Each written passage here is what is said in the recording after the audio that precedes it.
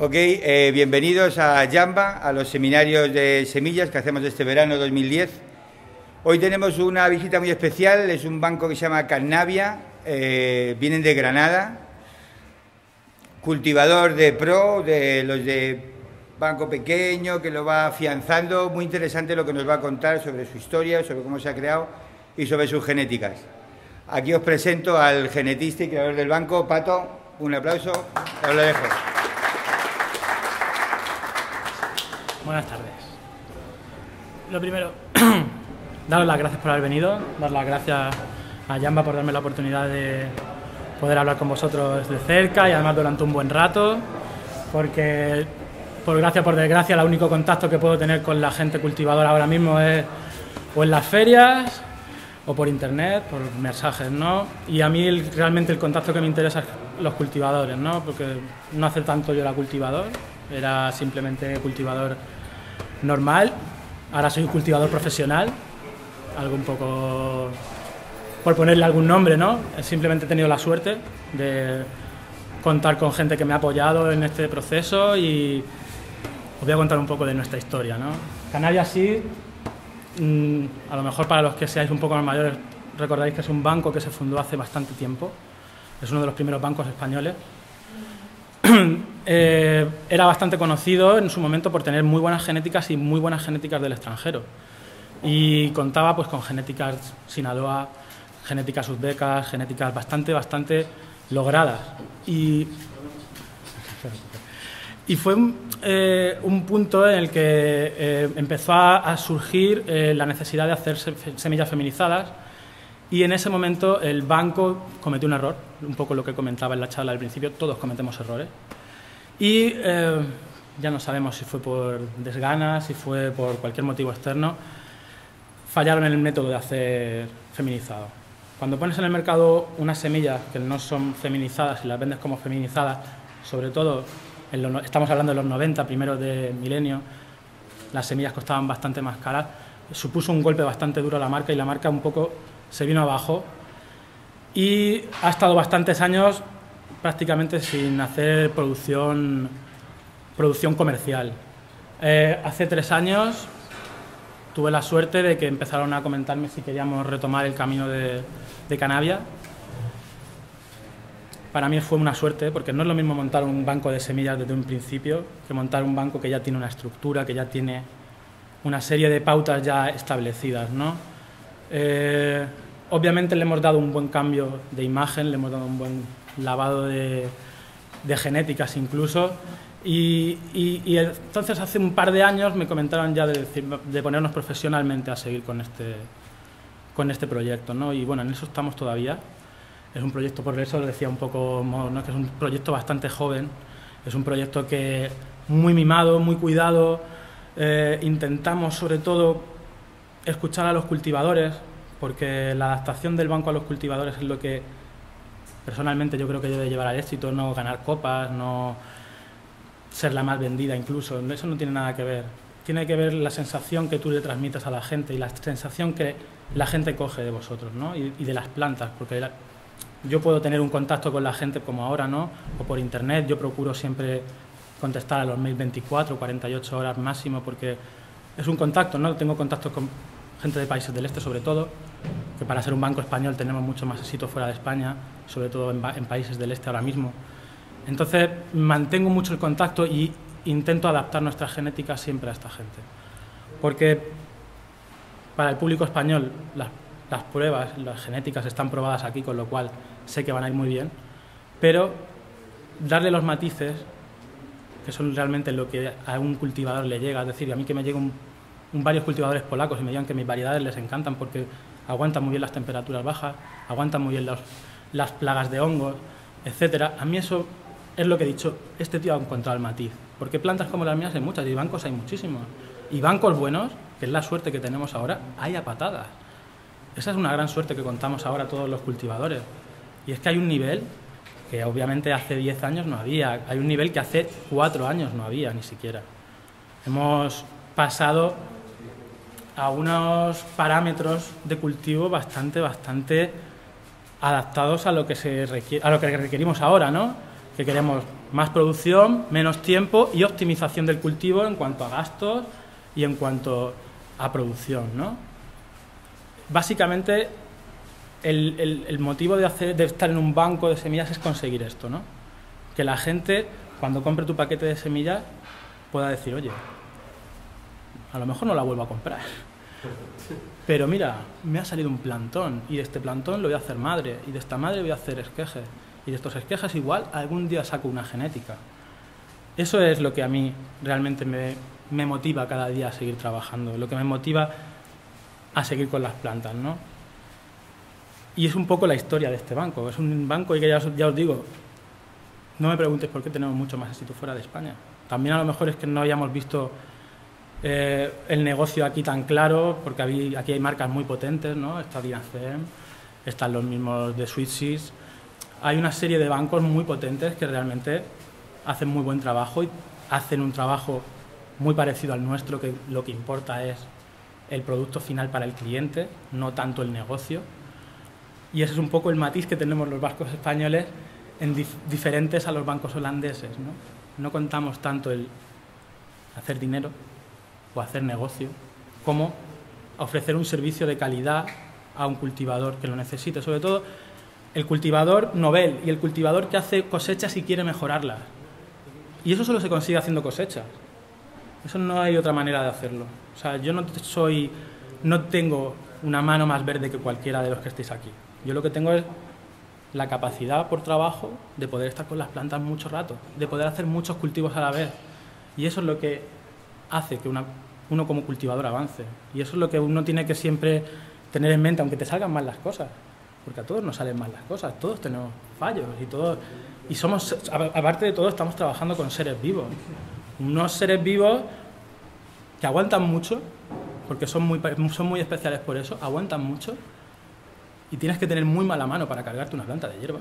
Muy, muy mala mano. Sobre todo si la estás cuidando, porque luego a veces sin cuidarla te sale una planta de puta madre. Pero si la estás cuidando hay que ser muy, muy chungo para cargarte una planta, porque aguanta mucho, aguanta. O sea, estudios israelíes, que son los más avanzados ahora mismo en estudio de cannabis, indican que se puede utilizar para quitar metales pesados radiactivos del suelo. Entonces, puedes descontaminar áreas radioactivas con marihuana. No te vas a fumar la hierba, porque te puedes poner muy bien, pero quiero decirte, es una planta que aguanta mucho y tiene un proceso vital muy, muy, muy característico y a la vez muy atractivo. No es como un tomate, aunque es muy parecido,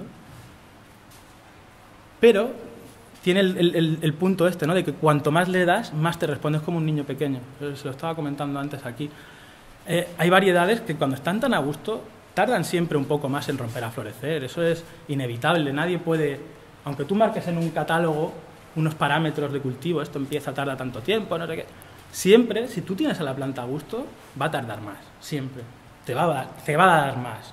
Te va a producir más, te va a dar más THC, te va a dar mucho más. Entonces, en definitiva, esa es la filosofía que tenemos ahora mismo en Cannabia. Mercados hay muchos, ya os digo. Funcionamos mejor en Europa. No me preguntes por qué. A la gente le encanta la Mataro Blue de nuestro catálogo. No sé por qué. A mí hay variedades que me gustan mucho más, les tengo mucho más cariño, las veo mucho más fáciles de cultivar, las veo mucho... Pero bueno, ya hablaremos un poco más de las variedades más adelante.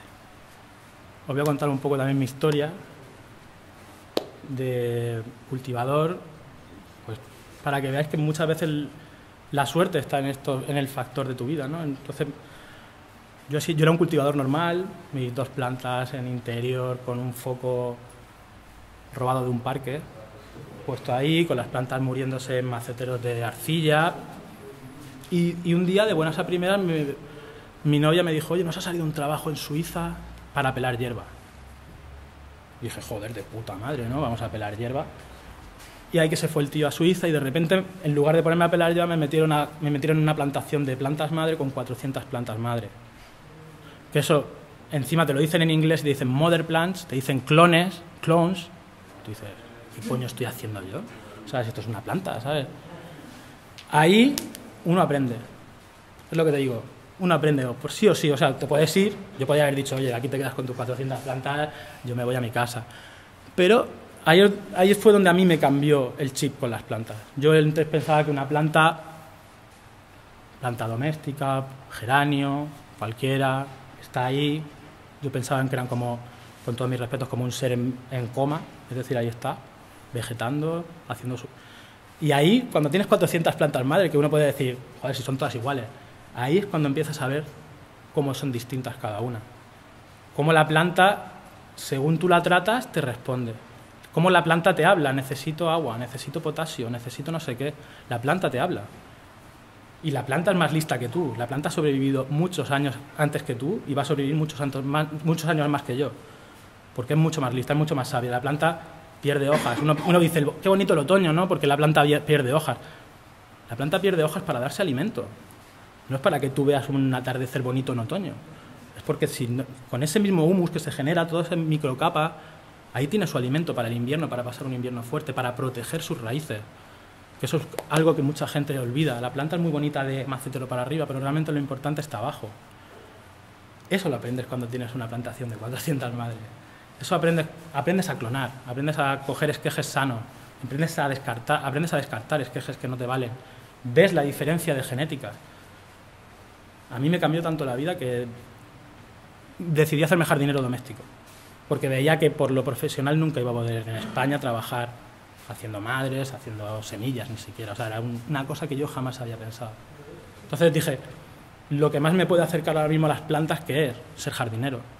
Y entonces me he tirado un montón de años trabajando con plantas normales, de jardinería doméstica, aprendiendo. Aparte tenía mi cultivo de plantas madre y vendía esquejes, que es lo que he estado dedicándome a hacer selección genética para gente, haciendo selección genética para cultivadores y para otros bancos. Tuve la suerte en Suiza de trabajar con Scott Blake, Santi Baba de Mr. Nice. Eso fue uno de los otros puntos grandes que tuve, ¿no? Una persona que te transmite un amor por la planta que no te la transmite mucha gente. Una persona que, por muy pirata que sea, que yo lo quiero muchísimo, pero tiene un amor por la planta que no se lo puede cuestionar nadie.